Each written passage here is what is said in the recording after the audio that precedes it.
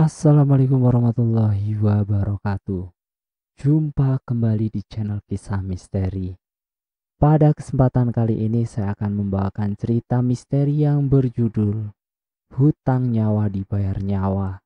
Cerita yang ditulis oleh @ras140217. Kalian juga dapat mengunjungi tweet beliau langsung ya. Link nanti akan Mimin sediakan di kolom deskripsi ya. Yuk daripada kita lama-lama langsung saja ceritanya. Dulu di sebuah desa yang berada di pedalaman Kalimantan ada seorang kepala desa yang sangat amat baik dan bijaksana. Setiap ada uang pemberian pemerintah untuk desa tersebut, sebelum digunakan untuk pembangunan atau apapun, beliau terlebih dahulu selalu mengumpulkan warganya. Untuk satu persatu dimintai izin dan disuruh untuk memegang uang tersebut. Sejak awal beliau memimpin desa itu menjadi sangat tentram. Tak ada satupun warga yang berkeluh kesah. Beliau adalah orang yang teramat sangat baik, sehingga tak ada celah sedikit pun bagi warga untuk tidak menyukainya. Tak terasa sudah 3 kali Pak Kades baik hati itu menjabat sebagai kepala desa. Dan selama tahun-tahun itu pula lah kehidupan warga di desa tersebut menjadi maju, layaknya desa-desa besar lainnya. Tapi keadaan yang tentram tersebut tidak selamanya warga rasakan. Saat memasuki awal pemilihan kepala desa yang baru, seorang laki-laki berusia 40 tahunan bernama Pak Sekar juga ikut mencalon sebagai kepala desa. Beliau ini dulu pernah menjadi sekdes, namun tidak berlanjut karena banyak dana desa yang ia gelapkan. Banyak sekali spanduk-spanduk yang terpasang atas nama Pak Sekar. Beliau juga sudah mulai membuat acara-acara untuk mengajak para warga memilih dirinya di pemilihan kades nanti. Ia bahkan rela membagikan uang 300.000 per satu kepala keluarga.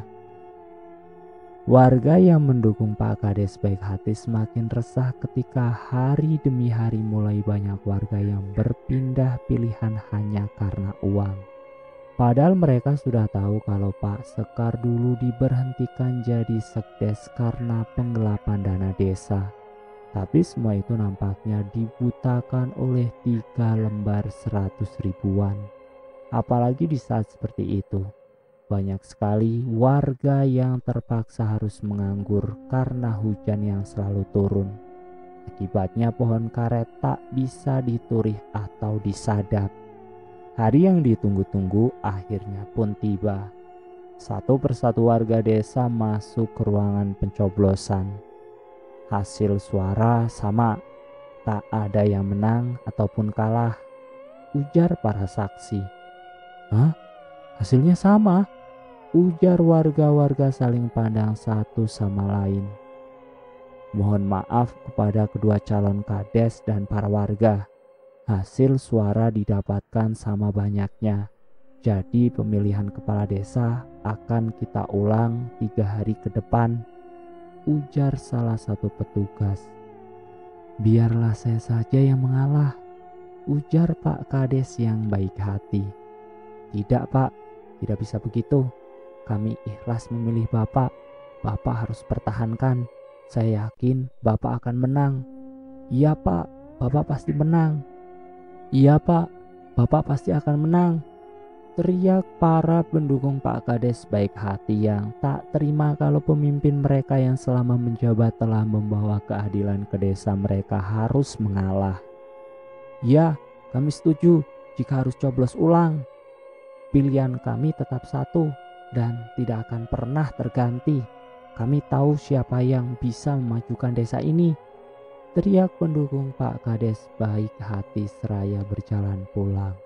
Sebenarnya Pak Kades tak enak hati melihat pendukungnya seperti itu. Terlebih ketika tatapannya dan Pak Sekar beradu. Terlihat Pak Sekar yang langsung membuang muka dan meludah. Pak Kades baik hati itu pun cuma bisa menghela nafas. Warga begitu karena memang Abah cocok menjadi kades, Bah. Lihatlah, Bah, banyak sekali perubahan baik di desa ini semenjak Abah menjadi kades. Tapi Abah tidak enak dengan Pak Sekar, mah. Wajar saja, Bah. Tahun-tahun kemarin kan memang calonnya cuma Abah saja. Karena Pak Sekar dulu pergi ke kota untuk membuang malunya ketika diberhentikan menjadi sekdes karena penggelapan dana. Semua warga tahu siapa Pak Sekar, Bah. Kalau sampai dia yang memimpin desa ini akan hancur, ujar istrinya seraya menyuguhkan segelas kopi tumbuk. Semua manusia kan letaknya hilaf dan salah, mah, ucap Pak Kades baik hati sembari menyeruput kopinya. Sudah, jangan terlalu dipikirkan, Bah. Siapapun nanti yang menang di pemilihan suara, aku yakin itu yang terbaik, Bah. Hujan kembali turun setelah seharian mendung berawan. Dinginnya malam udara itu membuat Pak Kades baik hati langsung menyelimuti tubuhnya dengan selimut. "Mah, kapan Aji pulang?" "Sebulan lagi, Bah." Itu pun hanya kemungkinannya saja, Bah. Karena ya begitulah anak kuliahan.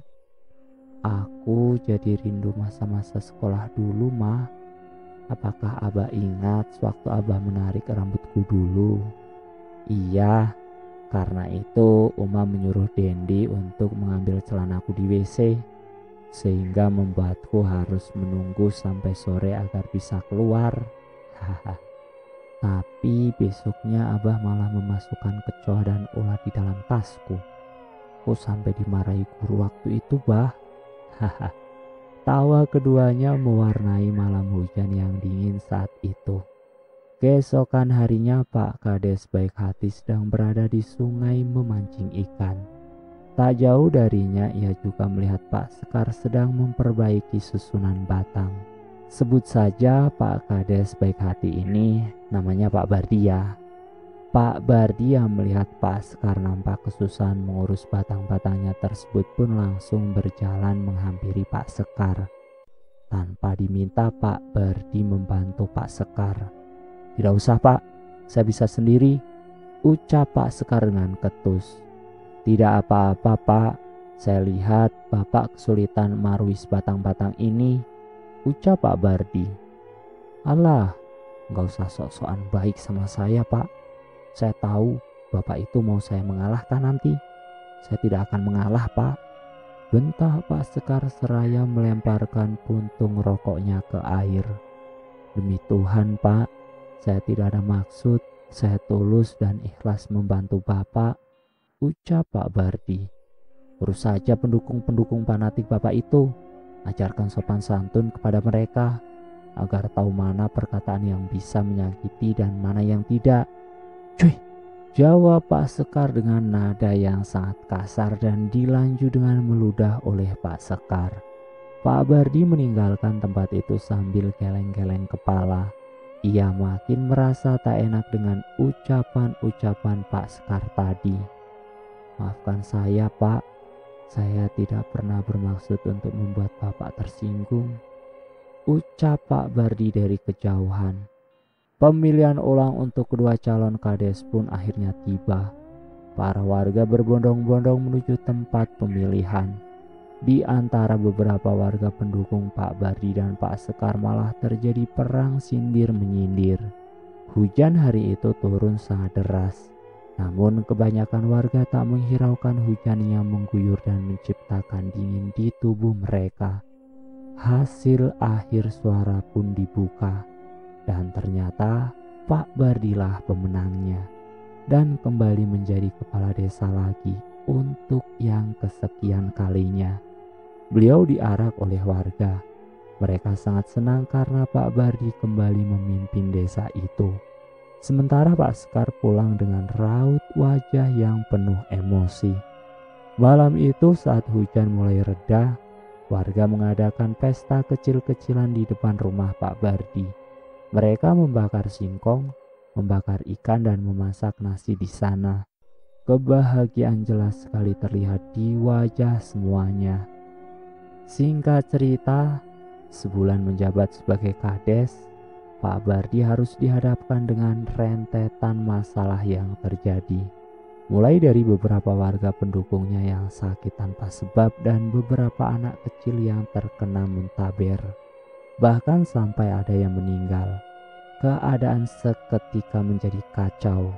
Emosi orang-orang mulai menjadi tidak terkontrol.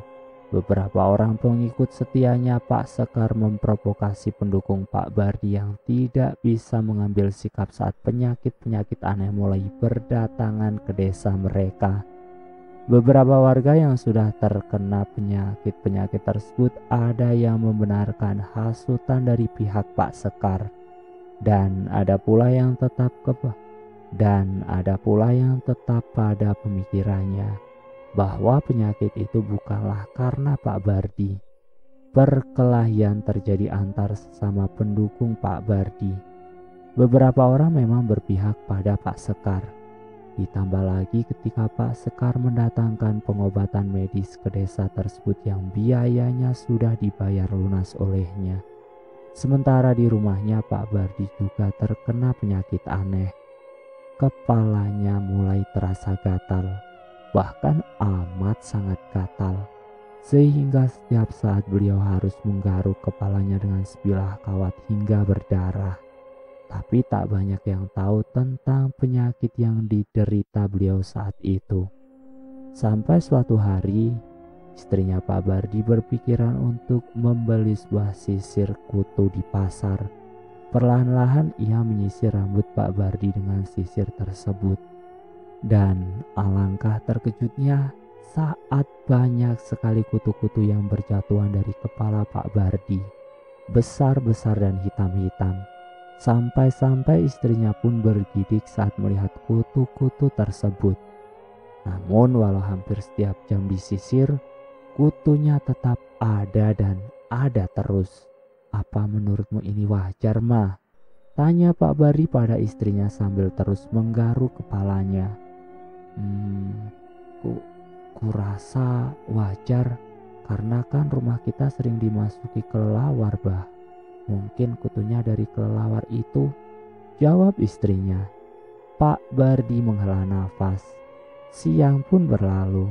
Bulan sabit dengan warna kemerahan menghiasi langit malam itu. Pak Bardi yang baru saja selesai menyisir rambutnya tiba-tiba mendengar suara timbukan benda keras diiringi dengan angin yang sangat kencang menampar-nampar atap rumahnya. Baru saja Pak Bardi akan beranjak dari duduknya, ulu hatinya tiba-tiba terasa sakit, sangat-sangat sakit, sehingga untuk bernafas pun ia hampir tak mampu. Ya ampun, Bah kenapa? Kata istrinya seraya membantu mengurut-urut ulu hati suaminya. Rasa sakit itu tidak hanya di ulu hati, tapi sekarang malah seperti turun naik dan menjalar ke seluruh bagian tubuhnya. Sakit mah, erang Pak Bardi. Sakitnya di mana, Bah? Di bagian yang mana? Kakiku, tanganku. Kepalaku rasanya seperti ditusuk jarum, teriak Pak Bardi. Istrinya hanya bisa menangis melihat Pak Bardi yang terus mengerang tiada henti. Akhirnya dia berlari keluar rumah menuju ke rumah tetangganya yang berjarak 6 meteran dari rumahnya. Namun tak ada yang mau membukakan pintu. Rumah ke rumah dia datangi untuk meminta pertolongan. Namun hanya rumah Pak Dullah saja yang mau menolong. Mereka berjalan dengan diterangi senter. Lumpur yang ada di jalanan tak ia hiraukan. Masuk Pak, Bu, silahkan, ucapnya dengan gemetar. Pak Dullah dan istrinya nampak tertegun melihat keadaan Pak Bardi yang seperti itu. Sudah berapa lama seperti ini? Pak Bardi, sudah berapa lama seperti ini, Bu Kades? Tanya Pak Dullah. Beberapa hari setelah anaknya Suli meninggal, Pak. Sepertinya ini bukan sakit sembarangan, Bu. Ini sakit kiriman. Mungkin ada orang yang tidak suka terhadap keluarga kalian, Bu. Ya Tuhan, Lalu apa yang harus saya lakukan agar suamiku bisa sembuh, Pak? Ma, kau temanilah mereka di sini. Aku akan ke desa sebelah, ke rumahnya Pak Rah. Aku akan ke desa sebelah, ke rumahnya Pak Rahman. Pamit Pak Dullah kepada istrinya. Sepeninggalnya Pak Dullah, kedua perempuan itu disibukkan dengan keadaan Pak Bardi yang sakit dan katal di kepalanya muncul secara bersamaan. Rasa mual yang dirasakan oleh istri Pak Dullah ia coba untuk menyembunyikannya sebaik mungkin. Kutu-kutu yang disisir dari kepala Pak Bardi bergumpal-gumpal banyaknya. Bu, bagaimana kalau rambutnya kita gunting saja, Bu? Biar kutu-kutunya hilang, usul istri Pak Dullah. Setelah usulannya disetujui, ia pun langsung mencari gunting untuk menggundul rambut Pak Bardi. Namun walau digundul, kutu-kutu itu tetap ada dan malah bertambah banyak. Kutu-kutu tersebut bergerombol di kepala Pak Bardi yang sudah gundul, membuat siapa saja yang melihatnya menjadi takut dan jijik.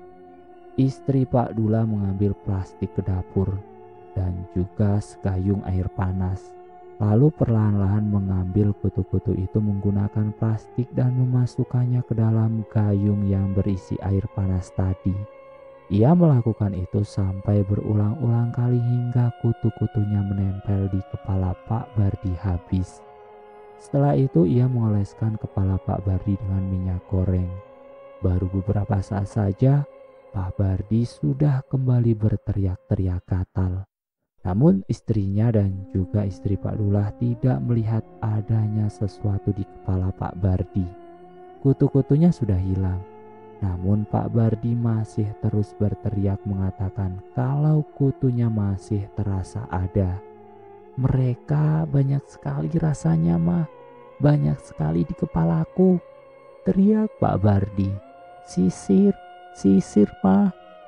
Istrinya bergegas mengambil sisir meski tak tahu apa lagi yang harus disisir. Panas, air, panas, teriak Pak Bardi lagi. Piur. Istri Pak Dullah menyiramkan seember air ke kepala Pak Bardi. Dan seketika Pak Bardi diam. Ia menghela nafas. Sakitnya hilang, ujar Pak Bardi. Yang benar, Bah. Syukurlah kalau begitu, Bah, ucap istrinya. Alhamdulillah, ucap istri Pak Dullah. Mereka tersenyum senang karena mengira Pak Bardi sudah tidak apa-apa lagi. Namun baru setengah jam Pak Bardi sudah kembali lagi menggaruk-garuk kepalanya. Malah kini tidak hanya menggunakan sisir ataupun kawat. Ia malah mengambil pisau dan bermaksud untuk mengiris kulit kepalanya sendiri. Sebisa mungkin istrinya dan istri Pak Dullah mencoba merebut kembali pisau tersebut. Namun mereka kalah tenaga dengan Pak Bardi. Tanpa ragu-ragu Pak Bardi melukai kulit kepalanya sambil tertawa. Darah segar keluar dari luka. Hentikan, Bah, hentikan, teriak istrinya dengan histeris. Seperti tak puas dengan melukai kepalanya sendiri, Pak Bardi malah membentur-benturkan kepalanya ke tiang rumah sampai berulang-ulang kali, hingga darah menyembur keluar. Tubuh Pak Bardi melemah, hingga akhirnya Pak Bardi tumbang. Isak tangis istrinya tak terbendung lagi. Ia memeluk suaminya yang sudah tak bergerak. Tidak berapa lama Pak Dullah kembali bersama seorang lelaki memakai sarung dan memakai peci putih. Beliau adalah Pak Rahman, orang yang dikenal paham dengan hal-hal gaib. Lelaki itu tertuju pada sudut rumah. Matanya menatap dari bawah ke atas, seperti menatap seseorang yang tak kasat mata. Innalillahi, Pak Bardi sudah meninggal, ucap Pak Dullah setelah mengecek keadaan Pak Bardi yang berdarah-darah tersebut. Rumah kalian sudah ditandai. Kiriman itu dikirim oleh orang yang sangat membenci suamimu, ujar Pak Rahman. Istrinya Pak Bardi menangis terus-menerus. Ia tak menyangka suaminya akan meninggal dengan cara yang sangat tragis seperti itu. Dan bersambung. Kira-kira setelah meninggalnya Pak Bardi, apa yang akan terjadi di desa tersebut? Nantikan pada bagian yang kedua ya. Terima kasih sudah menonton video kisah misteri. Jangan lupa tekan tombol like, share, dan komen. Dan subscribe untuk mengikuti video kami selanjutnya ya. Wassalamualaikum warahmatullahi wabarakatuh.